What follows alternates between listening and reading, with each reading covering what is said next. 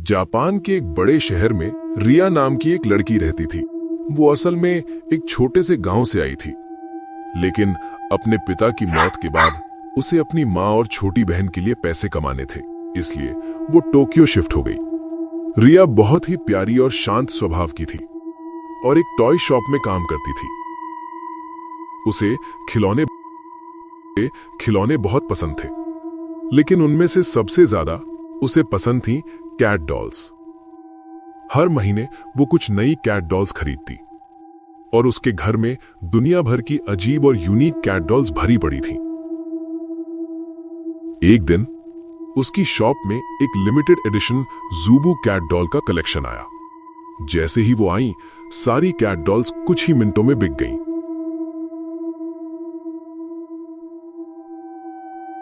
लेकिन रिया ने एक कैट डॉल पहले से ही अपने लिए छुपाकर रख ली थी। वो थी एक गोल्डन कलर की ज़ुबू कैट डॉल।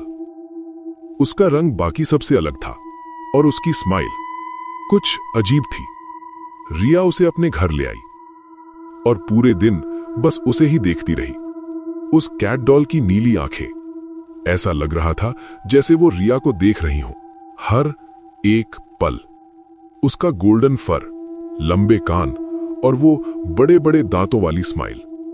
रिया ने उसे कसकर गले लगाया, उसकी बहुत सारी तस्वीरें ली और अपने कुत्ते ब्रूनो को दिखाया। लेकिन ब्रूनो उस कैट डॉल को देखते ही जोर जोर से भौंकने लगा। उसकी आंखों में डर साफ दिखाई दे रहा था, जैसे वो उस कैट डॉल में कुछ ऐसा देख रहा हो जो रिया नहीं देख पा रही थी। रिया को यह बात थोड़ी अजीब लगी, तो उसने उस कैट डॉल को अपनी शेल्फ पर रख दिया और सोने चली गई। लेकिन उस रात ब्रूनो उस कैट डॉल को घूरता रहा और फिर अचानक वो कमरे से बाहर भाग गया। अगली सुबह रिया जब ऑफिस जाने के लिए तैयार हो रही थी, ब्रूनो फिर से उस ज़ुबू कैट डॉल को देखकर जोर जोर से भौंकने लगा। जैसे ही रिया घर से निकलने लगी, ब्रूनो ने उसकी जीन्स पकड़ ली और उसे खींचते हुए सीधे उस शेल्फ के पास ले जाने लगा। रिया ने उसे डांटा, लेकिन वो सुन ही नहीं रहा था। गुस्से में आकर रिया ने ब्रूनो को बाथरूम में बंद कर दिया और शॉप के लिए निकल गई। लेकिन उस दिन उसके साथ कुछ अजीब हुआ। टॉय स्टोर में वो दिन उसकी जिंदगी का सबसे खराब दिन बन गया। हमेशा प्यार से बात करने वाली रिया अचानक अपने कस्टमर पर चिल्लाने लगी, जोर जोर से। उसके बॉस ने उसी वक्त उसे नौकरी से निकाल दिया। रिया को समझ ही नहीं आया कि उसे इतना गुस्सा आखिर आया कैसे। वो रोते रोते घर वापस आई। जैसे ही उसने बाथरूम का दरवाजा खोला, ब्रूनो तेजी से बाहर भागा। लेकिन रिया का रोता हुआ चेहरा देखकर वो अचानक शांत हो गया और उसकी आंखों में भी आंसू आ गए। उस रात, लेकिन आधी रात में उसे किसी की हंसी सुनाई और वो हंसी किसी इंसान की नहीं थी। फिर उसने देखा कि उसके कमरे के कोने में कोई खड़ा हुआ उसे घूर रहा है। अंधेरे की वजह से वो उसे ठीक से देख नहीं पा रही थी। उसने बिस्तर से उठकर देखा तो वहां कोई नहीं था, बस वहां वो लबूबू कैट डॉल पड़ी थी। धीरे धीरे वो रिया के पास आ गया और उसका गला घोटने के लिए आगे बढ़ा। रिया डर के मारे जोर से चिल्लाई, पर वो जानवर उससे ज्यादा जोर से एक भयानक हंसी हंसने लगा और उसने अपने नुकीले पंजों से रिया पर अटैक कर दिया। डर के मारे रिया की आंख खुल गई, लेकिन तब उसने देखा कि वो लबूबू कैट डॉल उसके ऊपर बैठी है। रिया की चीख निकल गई। उसकी चीख सुनकर उसका कुत्ता बाव भागता हुआ कमरे में आ गया।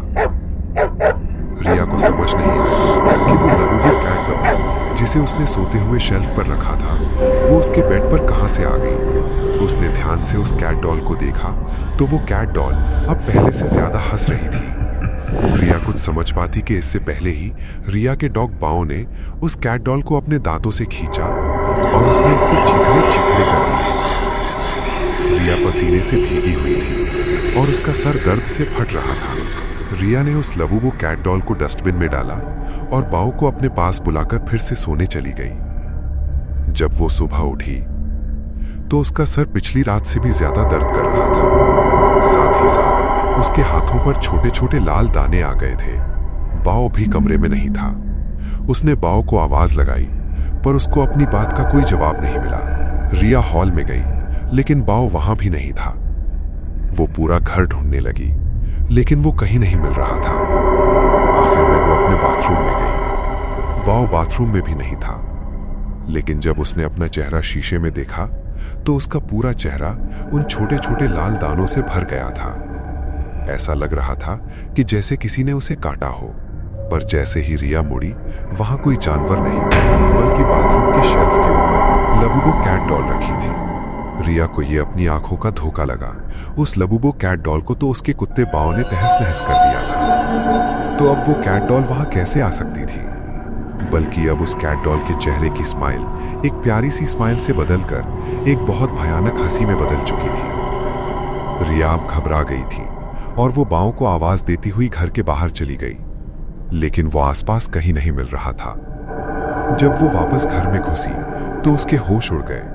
वो लबूबू कैट डॉल अब किचन के सिंक के पास पहुंच गई थी। उस कैट डॉल के हाथ और दांत लाल पड़े थे। जब रिया ने सिंक के नीचे देखा तो उसके रोंगटे खड़े हो गए। वहां उसके डॉग बाओ की बॉडी पड़ी थी और उसमें से खून बह रहा था।